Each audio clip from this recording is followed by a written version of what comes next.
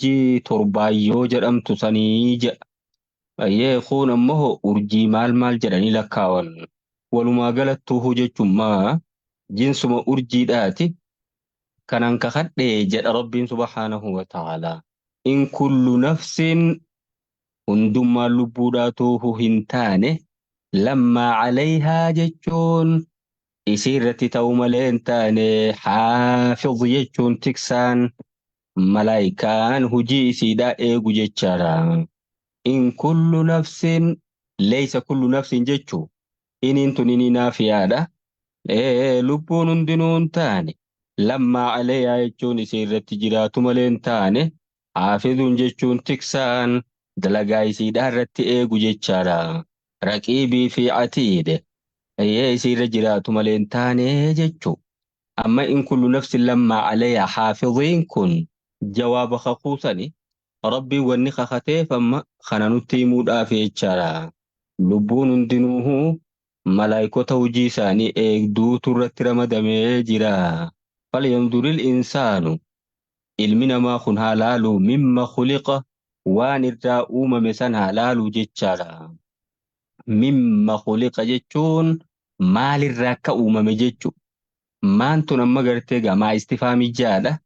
Isiisan irratti miniin seente mimma alifattiin wanirraa gatu maalirraa ayyee dhaluu jechaadha. Khuliqa jechuun ni uumame ilmi namaa. Mimmaa in daafiqin bishaan wal hormaataa kan utaalaa ta'e sanirraa jechaadha. Isa sani kagartee humna qabu saniitiitu waa irraa uumaman. Isa gartee gaarii kardii cabsu san ayyee sani kagartee ilmoon irraa uumamtu jechaadha. Mimmaa in daafiqin ayyee bishaan utaalaa ta'e san. Yakhruju jechuun qabahu bishaan sun min bayni sulbi jidduu gartee dugda dhiiraatii fi wattaraa'ibi jechuun qoma dhalaatii qabahu jechaadha. Amma kun asulbiini ka dhiiraati dugda dhiiraati attaraa'ibiin ammoo qoma jechaadha. Isaan lamaan kanaatiitu walitti dhufee ilmoon irraa argamtii jechu. Akkuma bakka biraatti min nuxfatin amshaajin jeesan. Min nuxfatin jechuun dhaphii bishaanii. Amshaajin jechuun walitti makamoo kataan jeelaam. Bishaan wal makame bishaan lamaan irraa ilmoon uumamtii jechaadha.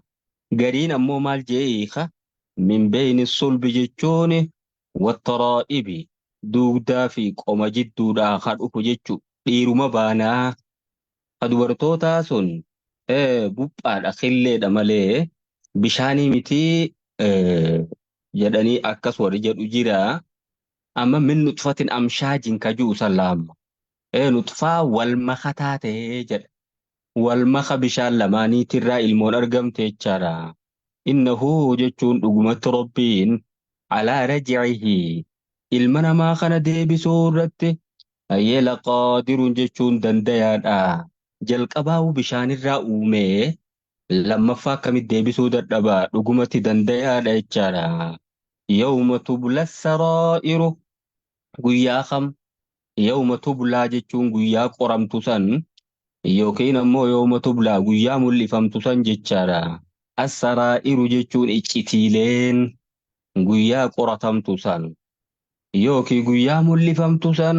As-saraa'iru jechuun iccitiilee wantoonni arraan tana namarraa iccitii ta'an kun achitti dirreetti guyyaa baatu san jechuudha. Guyyaa san isaan deebisuu irratti ilma namaa kana deebisuu irratti dandayaadha jechaadha. Yoomaan kun amma zarfiin eessatti rarra'a? Laqaadirii sanitti rarraa'ama. Dandayaadha yooma tubla saraa'iru jechuudha. Guyyaa iccitiileen mul'ifamtu san. Famaa lahu jechuun ilma namaatiif hin taane guyyaa san. Min quwwatin jechuun humniti. Giidoon ittiin adaaba rabbii jalaa bahu. Walaa naasir jechuun deeggaraanis yookiin tumsaanis isaaf hin taane ka adaaba rabbii irraa isaa tumsuun jiru jechaadha. Wassamaa'i zaati raj'i samii haadha roobaa saniin kakadhaa jemmaas rabbiin. Ta roobaan gara lafaa gadi deebitu san. Saniin kakadha raji'i wanni je'eef rooba kanaatiitu inni waa magarsu. Ka walitti dhaabbatu san odoon taane jidduudhaan akkasitti roobee qa'ee ammaasiis hoggaanii fi roobee xiqqoo adda dhaabbataadha akkasitti hoggaa deeme waa magarsa jechaadha. Samii roobaan gara lafaatti deebitu saniin kakadhaa. Wal ardi dachiidhaan kakadha daati sadi'i jechuun tagartee gamayra duraa biqiltuu san duraa babbaqaqxu san jechaadha. Amma gartee hoggaanii fi roobni itti roobe shanyii lafatti facaafamte kana maal taati dachiin ni tulloofti. فإذا أنزلنا عليها الماء اهتزت يا ربي اهتزت يجون نلولت وربت يجون تلوفت يجالا أكاسيت قلت تلوفتي درابا قلت يجمع بقلتو كانت تغرتي قل بقلتو تانا درا أكاسي بابا قلت خراخ نتي في دبرسي تيجالا إنه يجون لقمت قرآن لقول فصل جت إفاد يجالا jecha ifa ergaan isaa dirree teessi jechuun quraana kana wamaa huwa jechuun quraanin taane bilhazli jechuun baacoon taane jechuun gama jecha ergaan isaatis jechuun hin taane bilhazli jechuun quraanni hibboo miti laamma wanni inni dabarsutti jiru.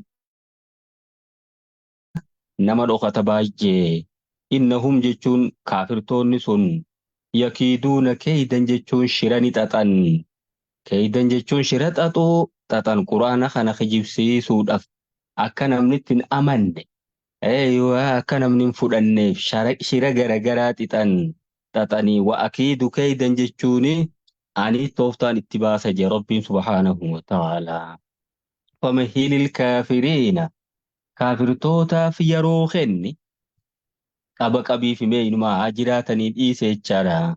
Amhilhum ammallee qaba qabiif sumaaniin ja'a yeroo kenniif mee isaan kana.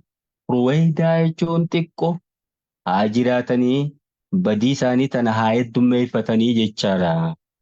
Baramma kun maal godhuudha umrii isaanitti dheereysuun akka badii garteegaa tana heddummeeffatan isaan dhiisuun isaanii rahmata godhuu dhabuudha baramma kulla. Egaa karaa haqaatti waamaman didan quraana rabbiitiin ammaaseessi soba ja'an innummaanuuhu baacoodhaa tapha malee dhugaadhaa miti ja'anii kijibsiisan maal haa godhu dubaree kana booda gaamma. Inni tooftaatti baasa kaa. Isaanis tooftaa baasaniiti karaa makkaa kana hundara nama kaayanii akka namni hin dhufne. Gurra keessan cuqqaalladhaa jibrii gurra kaadha akkasitti biyya tana hoggaa seetan waan namtichi sun ju'u tokko hin dhageeffatin hafaa ja'anii tanaan akkasitti dargaggeessa hunda bobbaasan ja'anamma. Saniifuu maal je'e rabbiin famahilil kaafiriina jedhe. Qanani'anii mee inumaa yeroo kenniifi amhiluhum jechuun ammallee yeroo kenniif naasiin je'e. Ruwaydaa jechuun xiqquma kenniifi isaanuu umriin isaaniitu dilas dheertuu miti jechaadha. Addunyaanuu gabaabduudha. Hangana badiyaa heddummeeffatanii jechaadha. Dandeettii rabbiitiin tafsiirri suura at-Taariqee kana fakkaata. Kanatti aansuudhaan suuratul A'laa boqonnaa al-A'laadhaa jechaadha. Suuratul A'laani suuraa makkiyyaa. Suuraa makkatti buute. Bismillaahi irrahmaani irrahiim jenneeti qaraana. Sabbix isma rabbikal a'laa. Sabbix isma jechuun qulqulleeysi maqaa eenyu rabbika jechuun maqaa rabbii keetii. Al-a'laa jechuun rabbiin sun waa hundaa ol katee jechuun inni. Zaata isaatiinis sifaata isaatiinis waa hundaa ol jechaadha. Yookiin ammoo ismaan kun muqahamaadha. Sabbix isma rabbikal a'laa jechuun rabbii kee isa ol aanaa ta'e san qulqulleeysi jechuun amma ismaan maal ta'uu deema isa kanuma lafa qabna muqahamaa jedhaniin kalimaan ismaatu muqahamaadhaa zaa'idaa ka jechuuti xiqqooni ulfaatti naamusaa miti quraana keessatti ka jechuun alladhii khalaqa jechuun rabbiin sunuu ka uume amma bakka kanatti objektiin dubbannedha. Maf'uul bihii hin himne hin raawwatamni kalaqaa kanaan dubbatamne bara. Waan hunda jechuu garsiisuuf qilleensa irratti gadhiisee jaan. Alladhii khalaqa rabbiin sunuu ka uume kulla shay'in waan hundaa'u ka uume. Fasawwaa jechuun kan sirreesse uumama isaa san jechaadha. Hundaa'u maal godhani sirreesse rabbiin subhaanahu wa ta'ala. Ilma namaa hayyamu duudoo diriiraa godheeti uume beeyladootaa fi bineeyyii bosonaatii fi wantoota biraa immoo akkasitti gaccabsee uume jechaadha. Kanuma akkanaa kana wantoonni kun hundinuu sanyii isii sanyii biraarraa wanta ittiin adda taatu qabdi jechaadha. Amma silaa ilma namaa taate hoodiifaadhaan adda baasan malee akkanatti adda baasuu hin danda'an. Alladhii khalaqa rabbiin sun waan hunda ka uume fasawwaa jechuun kan diriirse yookiin ka sirreesse waan uume san. Walladhii qaddara rabbiin sun ka murteesse mas.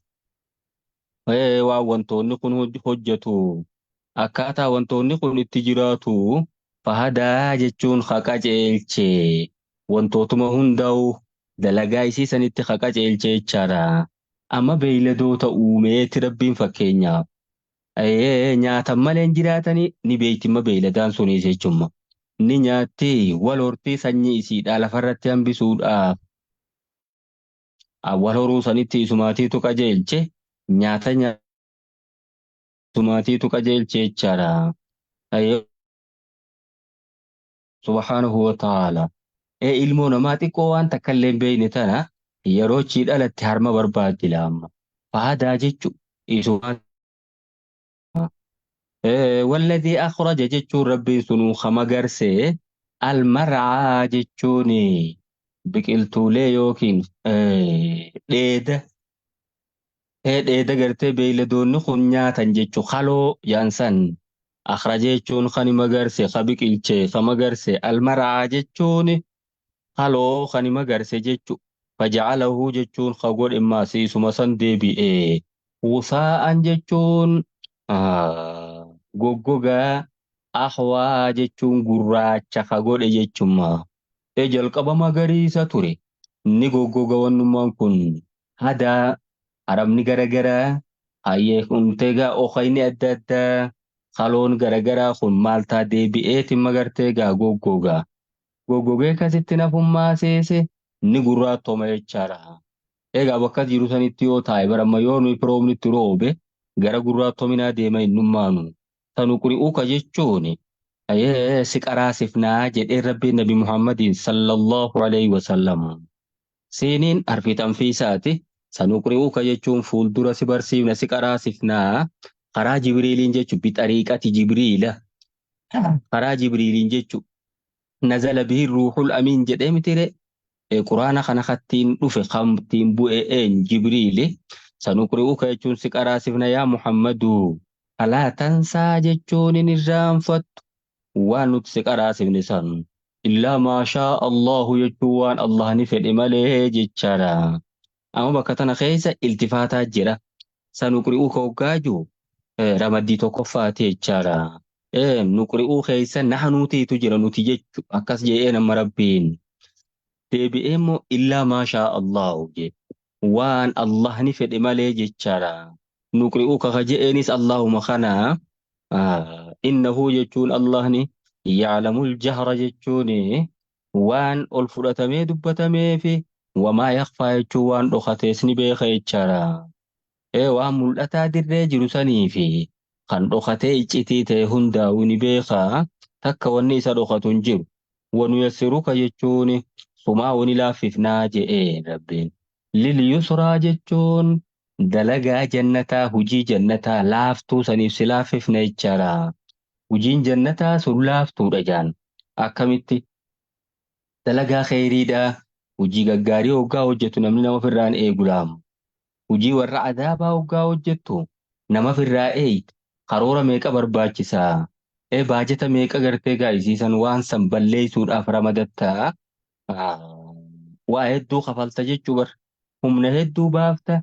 Sammuu hedduu qisaasta waan san irratti jechaadha. Illaa maashaa Allah naam. Fadhakir jechuun yaadachiisi ati ayyoo rasuulul kariim. yaa ergamaa kabajamaa mee gorsi in nafaati dhikraa gorsi yoo niifi fayyadde gorsi yaadachiisu yoo fayyade yaadachiise jechaadha. Yaadachiisuun akkamittiin fayyanniree وذكر فإن الذكرى تنفع المؤمنين جابا كبيرات وذكر يجو يادتشيس غورسي فإن الذكرى يجو يادتشيسون تنفع المؤمنين مؤمن توتا فيد ديجي أما ستمو فذكر يجو يادتشيس غورسي إن نفعت الذكرى غورسي يو فيد غورسي تشرا إنما غورسي فيد غورس أغرتيغا يو غورسن غرفة مسن سيذكر من يخشى جاكون واسمته gorsa ati himtu kanarraa sayyadakkaru jechuun ni gorfamaa man yakshaa jechuun namni rabbi sodaatu ni gorfamaani gorsa keessaniin jechaadha. Amma yoo gorsi fayyadde gorsi gorsa ati gorsitu kanarraa ka rabbi sodaatu ni gorfamaa jechaadha. Achittis wazakir fa'inna dhikraa tanfa'ul muuminiina jenna. Waa walumaa hundhabuu wanni kun tokkuma. Wazakir jechuun yaadachiisi gorsi yaadachiisuun mu'mintoota keessaa fayyadde jechaadha. Gorsa kanaan ka fayyadamu eenyu jechu warruma rabbi sodaatuutu ittiin gorfamaa jechuuf deemagaa. Warra gorsi hin fayyadne immoo maali uleedha. Dhugumaa wajaadiluun billatii ahsanu jedhee miti laamma. Amma gartee hikmaadhaanis yaamuun jira jechuudha. Amantii tanaatitti kaan ammoo kafalmii kaan ammoo uleedhaan itti lafaa kaata ka gorsaan fayyadamu gorsaan itti jechuun gorsa sanirraa ni fagaata yookiin gorsa keessa ni lagataa al-ashqaa jechuun inni akkaan hongawaa ta'e sun alladhii yasla an-naara al-kubra inni ibidda guddoo san seenu sun irraa fagaata ni lagata jechuu yaadachiisa keessayyaa.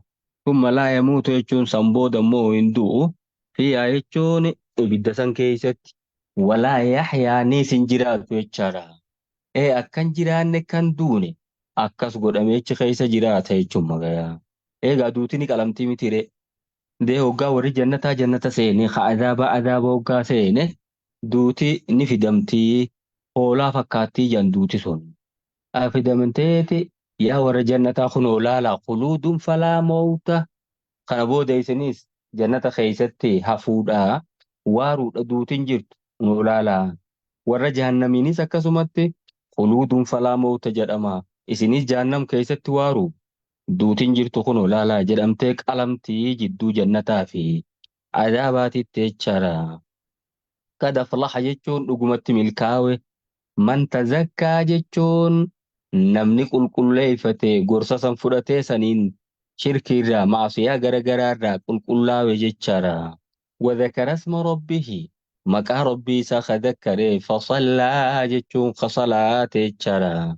Salaanni jiraachuu qaba laamma ibaadaa keessa. Bal tu'tiruuna alhayaata addunyaa baraa isin yaa ilmaan nama baraa isin yaa ummatoo tu'tiruuna jechuun ni filattan.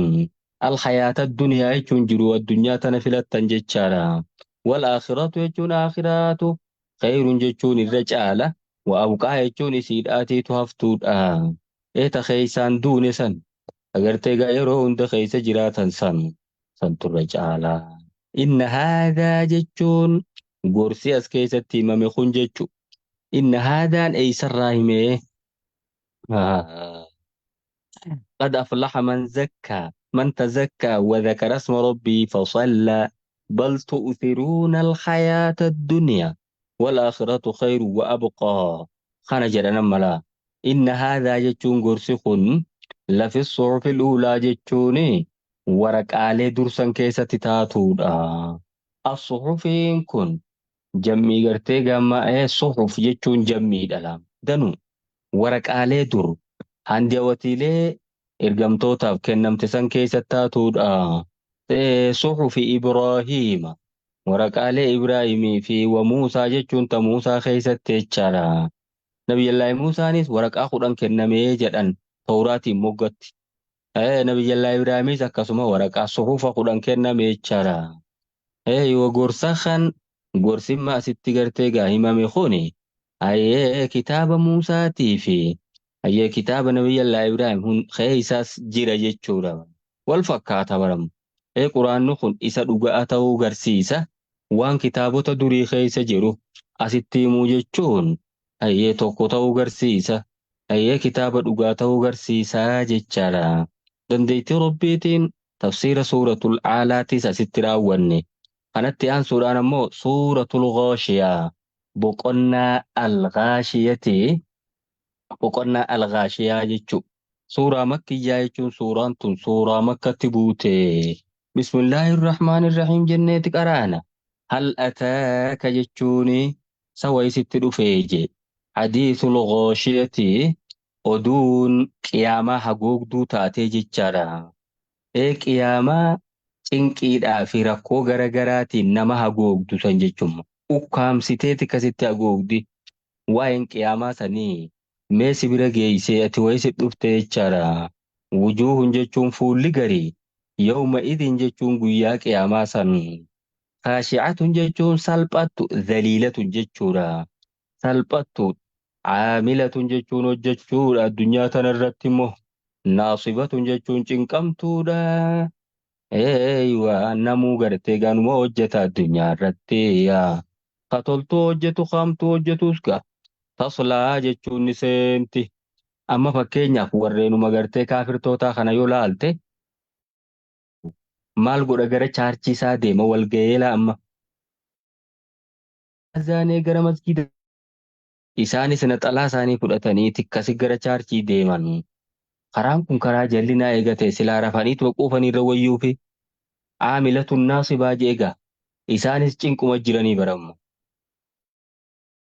Ayyateewu muslimtootarra isaanumaatii tura rakkatu jiraa'u.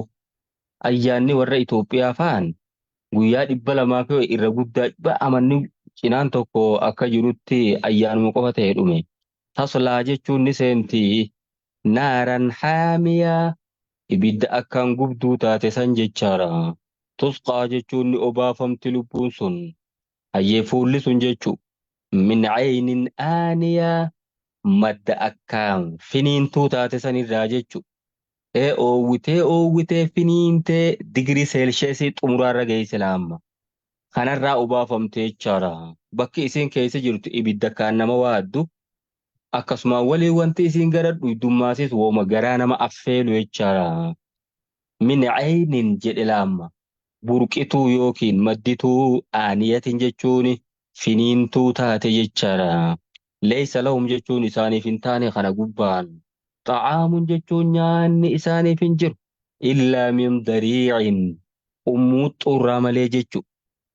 Ummuuxxuun tun waan biqiltuu wayii margamma maal taati qoree xixiqqoo ofirraa qabdi. Yeroo miila duwwaa deeman amma gammoojjitti hedduu argamti.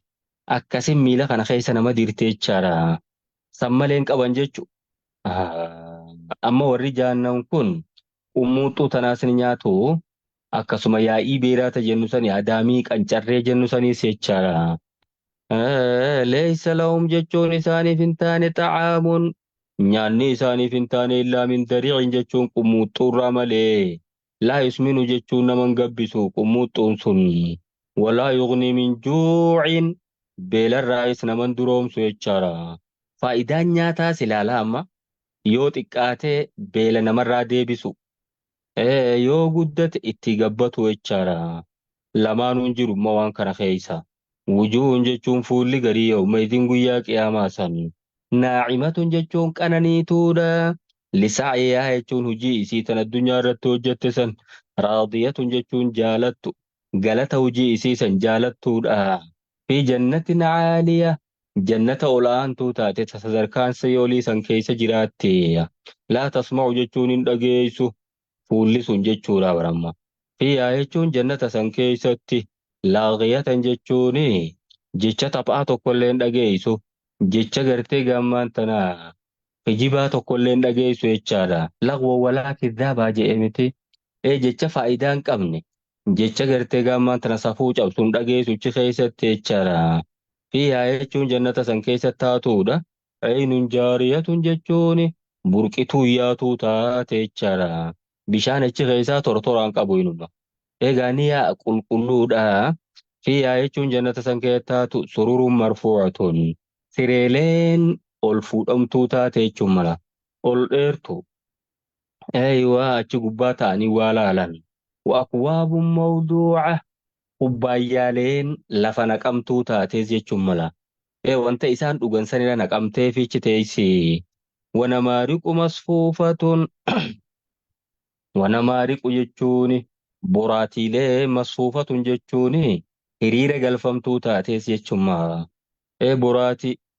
boraatii yookiin ammoo makiddaa jaansan boraatii tanan mala akkuma warri asii kunumaa manuma gartee addunyaadhaa dhumaa kana maal godha akkanatti wal moggaguuran tiraasii tana tottolchanii akkasitti ni bareechina jedhanii godhan achii gaa'ii istaandardii eeggatee tilaamu wanamaariqu masfuufatun jeekunoo ayyee boraatiileen hiriira galfamtuu taa'ee tarree galfamtee akkasin naqamtee teessu wazaraabiyyu mabthuutha akkasuma maasis afanni mabthuuthatun jechuun bal'ifamtuu taate jechaadha. Waa afata ajaa'ibaa kanaateetu lafa buufamee tiraasiilee yookiin ammoo boraatiin akkasitti tarree galfamtee jirte jechaadha. Jannata bareedduu akkasiisan keessatti ta'uu teessi fuulleen sun afalaa yanzuruuna jechuun afisan laalanii warri addunyaa kun sahin xiinxalanii ilal ibil jechuun gara gaalaa keeyfa khuliqat jechuun akkumatti isiin uumamte jechaadha. Adda isa baramma hidhaatu mee yeroo deemtuu ela miilli boodaa kunii fi harki sun bakka takkaa fuudhama waan ajaa'ibaa yeroo takka fuuti kabitaatiis akkasuma yeroo takka fuuti beeyladoonni kun akkasii miti isiin ammala agartee harka mirgaatii fi miila mirgaa bakka takkaa fuuti kabitaatiis akkasitti maasiif bakka takkaa fuuti beeyladoonni kun akkasii miti jechuun isiidhaan faallaadha. Wa'ila samaa'i jechuun gara samiidhaa hoo hin laalleessa. Keeyfa rufi'at jechuun akkatti isiin ol fuudhamte jechaadha. Biqeeyri amatiin utubaan maletti akkasitti teeysi. Wa'ila aljibaal jechuun gara gaarreen adda addaa hin laalleessa. Keeyfa nusibat jechuun akkatti isiin dhaabamtee lafa tanaaf shikaala taatee teeysu. وإلى الأرض يجون غير لفا ولالي كيف سطحت أكتي سين دiriirfamte mee khona hundaa'u kana hojjete ayyee waan biraatis hojjetuu ni danda'a jechaadha. Kun hundinuu wantoota dandeettii rabbii irratti nama qajeelchanidha. Fadhakkir jechuun yaadachiiseeti ayyoon rasuulul kariim. Yaa ergamaa kabajama innamaa anta mudhakkir ati yaadachiisaa qofa gorsi. Eegaa wanni sirra jiru gorsuu bichaadha. Abbichi sun fedhu gorfamaa fedhu ittiin gorfamuu dhabaa jechaadha. Sharxii nama gorsuurraa gorsa san warratti himu san fudhachiisuun ulaagaadhaa miti. Lasta alayhim jechuun ati isaan irratti hin taane bimusayxirin jechuun abbaa irreedhaa ka isaan irreen fudhachiisuun taane jechaadha. Bimusayxirin ka humnaan isaan fudhachiisuu miti jechuutim. Laa ikraaha fiddiini qad tabayyana rushdu minal ghayyi jechuun ittuma himuudha malee humnaan wanni amantii nama fudhachiisan hin jiru laamu. Barsiisuu qofaatimma illaa man tawallaa jechuun laakiin man tawallaa illaan tuni istidraakiyyaa jedhaniin maanaa laakiniiti illaa man tawallaa garuu moo nama garagalee wakafara jechuun kafre ergaa atitti geete sanitti kakafre fayu'adhibuhu Allahu rabbiin isa ni adabaa al-adhaaba al-akbara jechuun adhaaba kaan guddaa inna ilaynaa dhugumatti gara keenyatti tahaadha jee rabbiin iyaabahum deebiin isaanii gara keenyatti nu bira dhufuu ta'an achitti irraa baafnaa jee thumma inna alaynaa san booda maasiis nurratti tahaadha hisaabahum jechuun qormaan isaanii nurratti tahaadha nuutu isaan qorataa ati inuma gorsi ga'eente gorsuu qofa humnaan isaan fudhachiisuu as hin dandeessu jechaadha. Dandeettii rabbiitiin tafsiira suuratul ghaashiyaa ayyee akkanatti asiin geenya asirratti xumurra walumaa galattuu darsiin teenya har'aan tana asumatti dhaabbata warra waan dhagee fayyadamu rabbiin waa godhu waan baranne keessa rabbiin barakaa nuuf haa kaayu وصلى الله على نبينا محمد وعلى آله وصحبه أجمعين السلام عليكم ورحمة الله وبركاته وعليكم السلام ورحمة الله وبركاته. جزاكم الله خيرا شيخين، ربي سنرها جالة، بارك الله فيكم، يا ربي حسن وفترة.